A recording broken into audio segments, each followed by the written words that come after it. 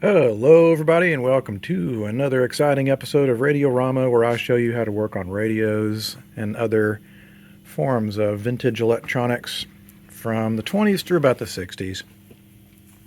Admittedly, I don't work on a lot of 20s stuff because I don't really care for it, but if one comes up that I'm interested in, I'll work on it.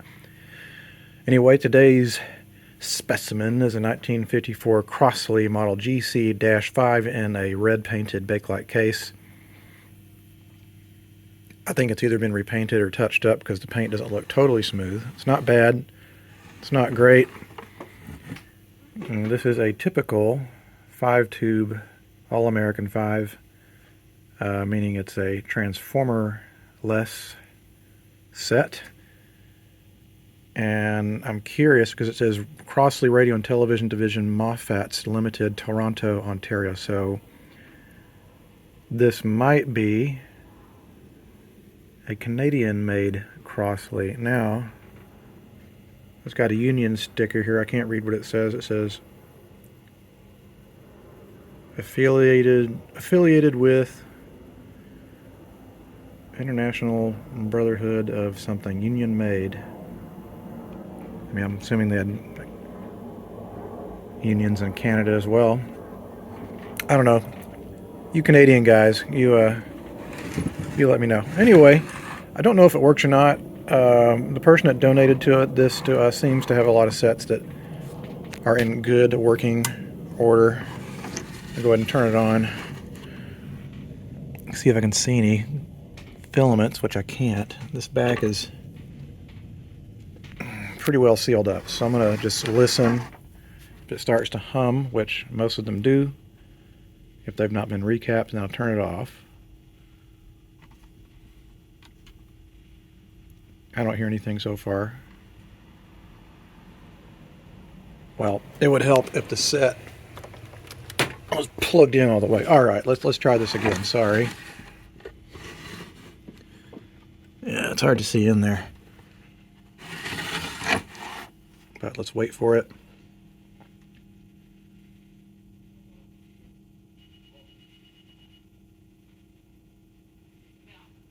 I should be hearing something by now. Oh wait, here we go. Touch.org/scoop. Also helps. The best products and the best market.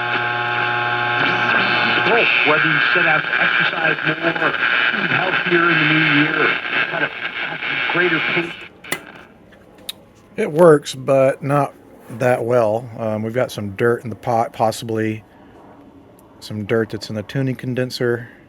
Now, being 1954, I sure hope to God it's not some early PCB board set, because the earlier PCB board sets are super brittle. They didn't quite know what they were getting into back then, and the boards would get brittle with heat, especially from the tubes. I don't know. Let's remove the back and see what's going on inside.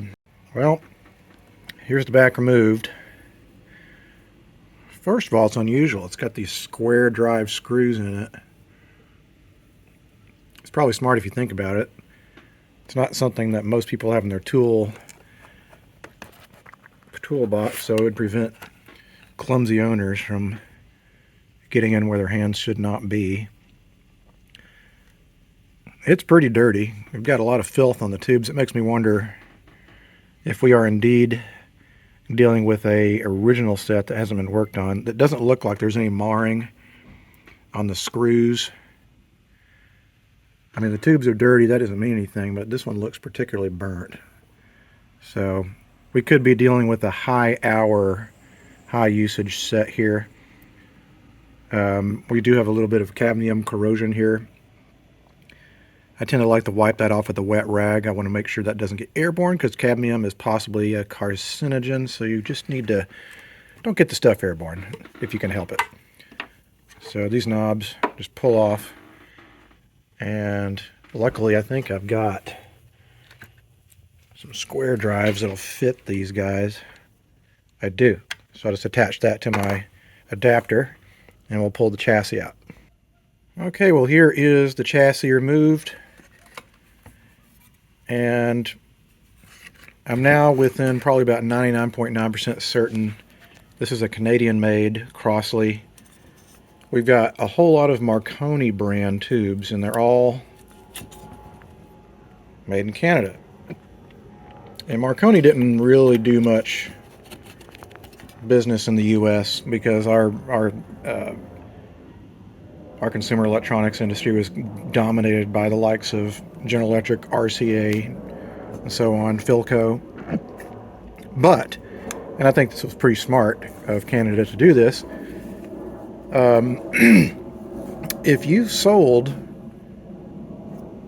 radios in Canada, they pretty much require that you make the radio in Canada. So there's a lot of RCA, Philco, and apparently Crosley's. I didn't know Crosley made stuff in Canada, but this is indeed a a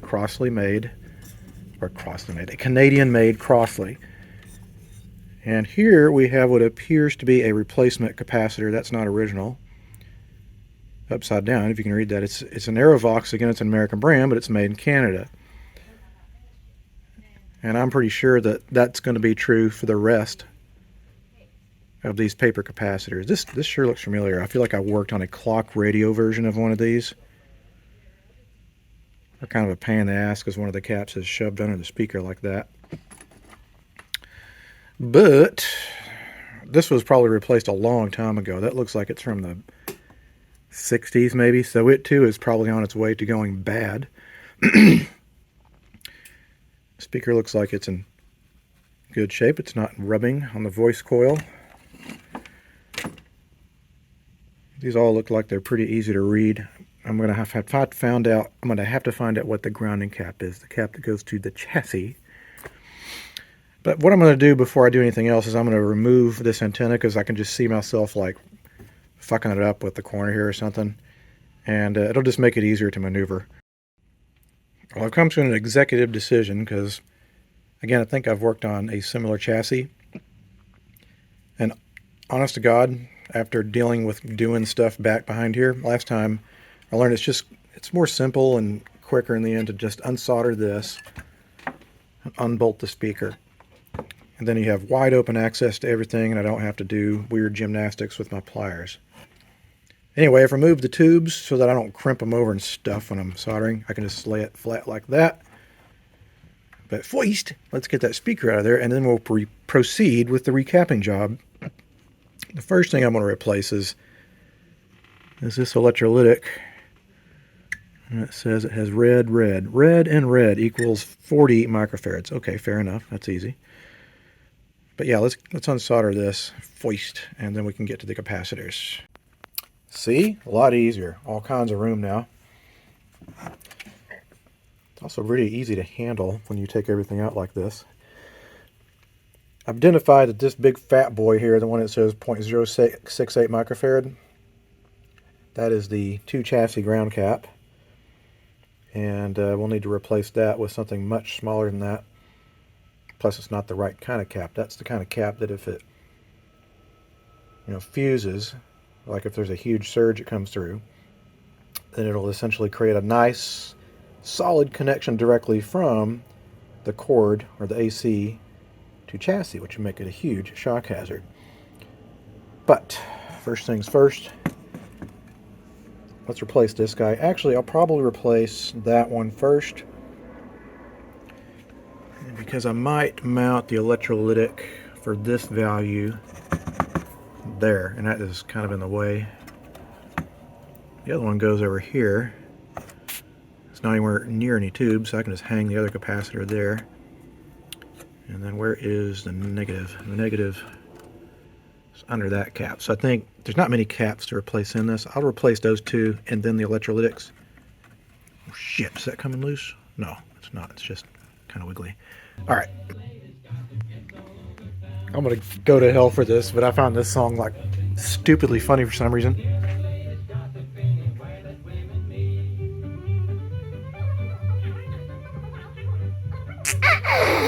I can't believe that. It's kind of a sexist song. Anyway, let me... Right, here we go.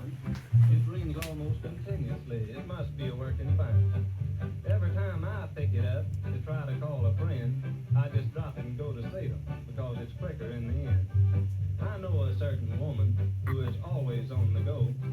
She gets all the gossip, and there's not much that she don't know. Oh boy. Anyway, if there's any women watching this, I'm sorry. I just thought it was funny for some reason. Alright, so I've replaced 3 of the capacitors. Here is the famous, ever so mentioned safety cap. This is a X2, Y2 across the line cap, and it is now the new 2 chassis ground cap, 0.01 microfarads. That's basically 7 times less than the original, which was 0.68. And I've cut the old electrolytic capacitor out of here, and here are its old leads for guidance for me. And this is sometimes when you need to get creative, because we don't have a lot of room to work with, because when we put the speaker back in there, this area kind of needs to stay clean. So here's my replacements, and this is when I start to try to figure out, okay, what could go where. The common ground is here, and here's one positive. You can see that would definitely fit. I could cinch it up and it'd be right there, which is well out of the way of this area. Then the other one goes there, and will its common ground. These 2 will both work without me having to run any jumper wires. I can go directly from positive, positive, negative. Just like make a nice little neat thing. I'm going to put some insulation over these leads because they're splaying too much area here. And since I'm such a cheapskate, I always make sure and have an old roll of wire sitting around. Where is the roll of wire? I think it fell on the floor. Here it is. And you could strip the insulation off and use that for your sleeves.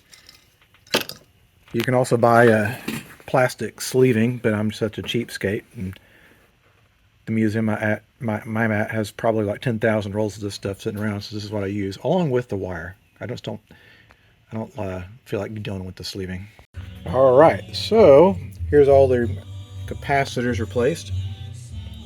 You see I was able to get these in real nice and tight. I noticed a lot of the capacitors that were in here had super long leads on them, so I just cinched everything up. And so now all I need to do is put the speaker back in there. Before I do that, I'm going to clean the volume pot here. This one's easy because it's all open here. This is the little entrance area for the 3 leads in the top for the wiper. So you just get some cleaner. I am out of contact cleaner, but good old-fashioned WD-40 will work just fine. I know there's a kind of a big controversy over it. If you don't feel comfortable using it, don't use it. I've had pretty good luck with it. Heck, I use it on the stereo system in my house, so there you go. Good endorsement. So now when I put the speaker back in, I'm going to go ahead and clean the tubes up because they look kind of like crap. I'll also oil this bearing here, and then we'll fire it up to see if it still works. Alright, it's time to test it out. I realized that one side of the loop antenna wasn't actually connected. It had come loose, so that might explain the weird reception problem we were having earlier. So let's go ahead and plug her in. And is it on? Of course it's not on. Let's look for tube filament glowage, which I'm seeing down here. Let's keep an eye on that volume.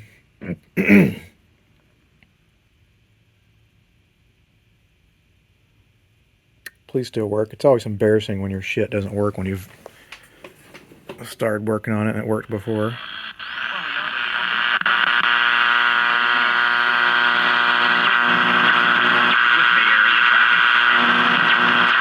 Associates has over 20 years experience of helping businesses like yours run successful and profitable marketing campaigns.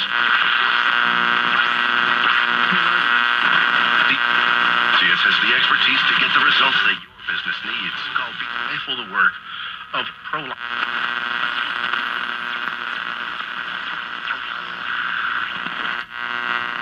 855-959-2288. That's 855-959-2288. Or visit them. We're waiting soon on whether Americans and will keep trying. Seems like it's working pretty good. I'm probably going to tweak the... IF and RF cans here. Let's see, what do they require? They're buried in there. Anyway, I want to tweak those up, and then I think at least the radio part of the restoration is over. What I'm going to do now, I think, because the recap job is done for the evening, this cabinet could use a touch-up. It's a little dull, and again, I think someone spray painted this. They did a pretty good job. The spray paint's pretty soft, so I'm going to take some Carnauba car wax and buff this out to make it shinier. But the good news is it seems like our radio's in pretty happy working condition now. Alright, welcome to day 2 of working on the Crosley model GC-5.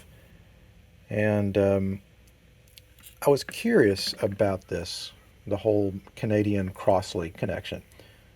So I posted a question on the radio forum, and what I was told by some of the Canadians on the forum is back in the day, 30s, 50s, 60s, and whatnot, Canada had a fairly high import duty on anything from the U.S.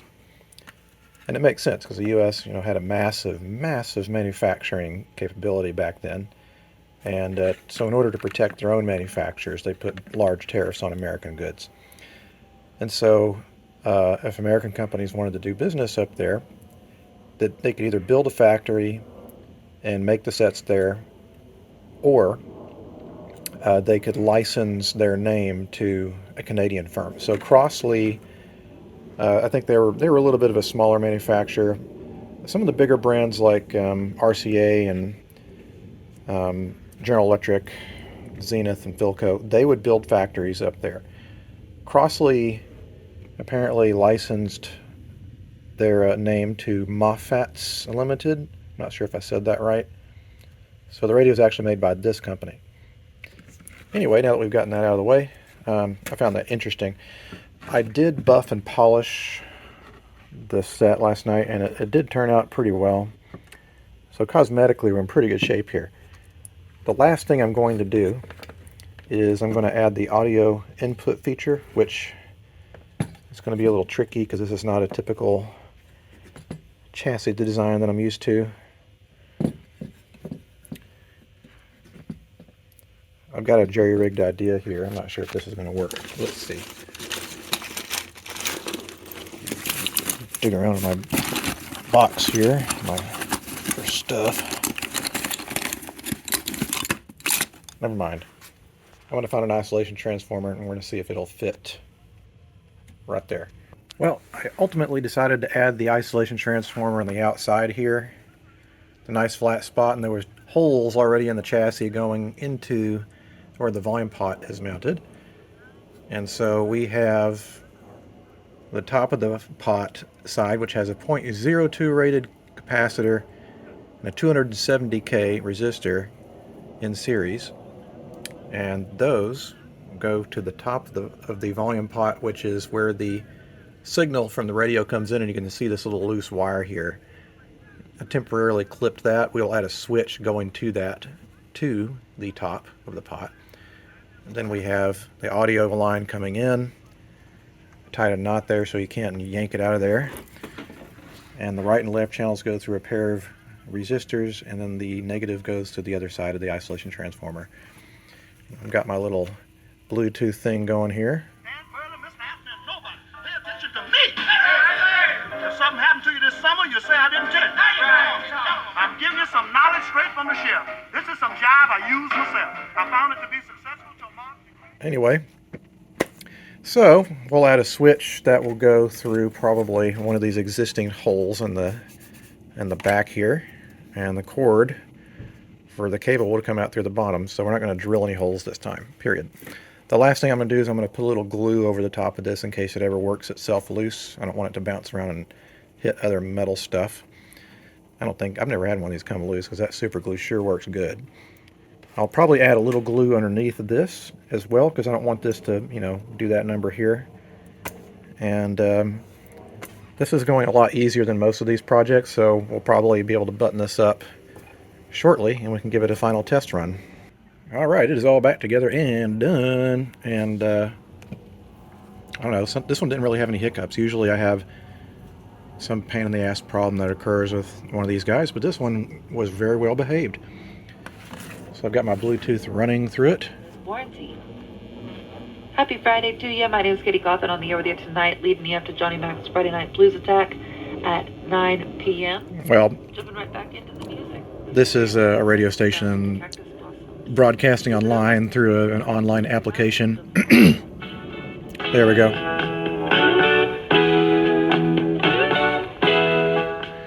And if the user decides, well, I want to listen to the radio, I want to listen to the ball game on AM, they flip a little switch in the back here. Experience peace of mind and enjoy reliving the glory days. Order your Legacy Box today. Anyway, I'm going to let it run here for a few more hours just to make sure there's no sort of weird hiccups or anything. And because when things warm up inside the case, things can go asunder. All right, everybody.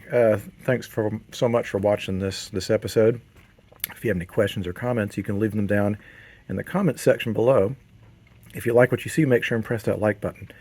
Until the next time a radio or some other piece of electronic thingamabob from the past comes across my workbench, I'll see you guys next time.